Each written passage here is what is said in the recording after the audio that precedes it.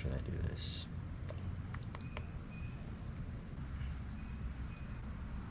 Welcome back to the channel, guys. It's good to see you guys here.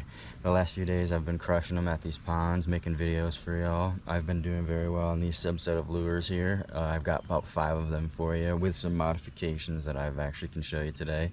Yeah, let's get started. So the one I've been having the most successful on is my homemade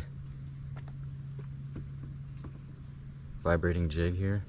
It has the split ring, a blade that I bought from the internet, and a clip here that I use to switch out crankbaits very fast. You can remove the O-ring and you can switch in your crankbaits real fast with this guy.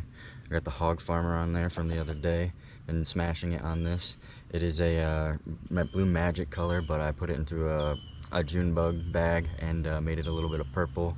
I got red flake here with a, it's more of a Cajun style jig head on a woodwalker jig head, Cajun style skirt on the jig head, and then the same exact paint, red flake, black, Cajun style. This is what I use the most out of everything, and I catch the most on these. This is a chatterbait. This is a jackhammer.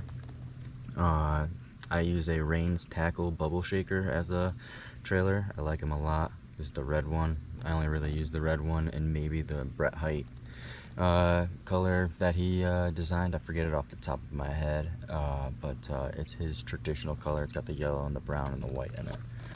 The second thing I like to use the most is some type of Texas rig, whether it be a 10-inch worm, Zoom old monster.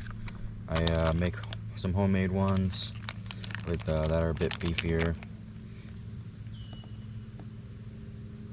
than the traditional Senkos. I got the KVD Ocho. What else we got here? Got the traditional Yum Dinger, but those are worms for a creature bait. I like the 6 cents here, and sometimes I will even use the Hog Farmer as a it's standalone Texas rig, like a G-Crack Bellows. They're about the same. They do similar things. With those 2 baits, you could put some scent on them. I like to spike it chartreuse. I like to put it between the hook bend where you tie on and the actual hook itself to give them a target. Sometimes I'll use red, but actually haven't used red in a couple of years, but it's a good color, especially for crankbaits. I actually use red fingernail polish on my crankbaits now, and I usually don't even bother with these because they're moving so fast. The scent doesn't really matter, so I just want the red target. On my jigs, I do have a bag of jig skirts to match the hatch. I get a white one here, with some gold flake with 1 chartreuse for a crappie type of style, and then 1 without flake. And then I got a nice Cajun for the spring. Nice, I don't even know what to call this. And then obviously the blue magic and some traditional greens. So we got chatterbaits, we got Texas rigs, we got some scents and jig modification colors.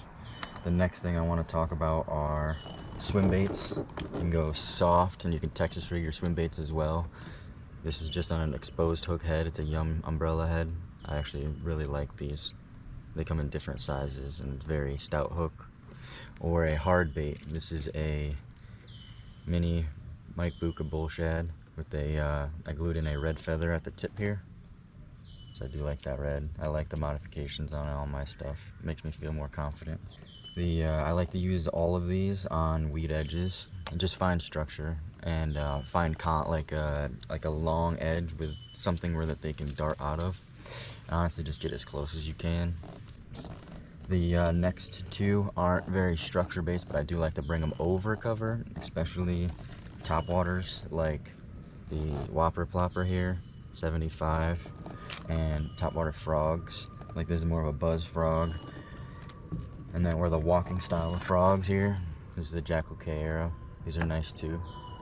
They move slower through the water instead of one straight line. They move back and forth, so you can get more time above a structure with more agitation and more of a target. If they're honing on a movement, this is definitely a good option.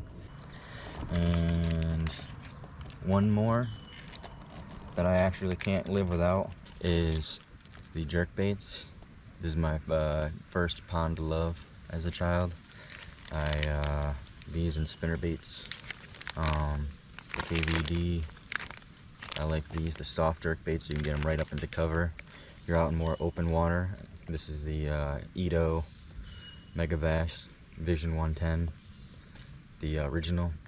These are nice. You don't need to buy these ones, they're all great. Just get to about 6 feet. I prefer to use the 6th Sense Provoke 106X a lot. They have a deep diving version, which is very nice as well.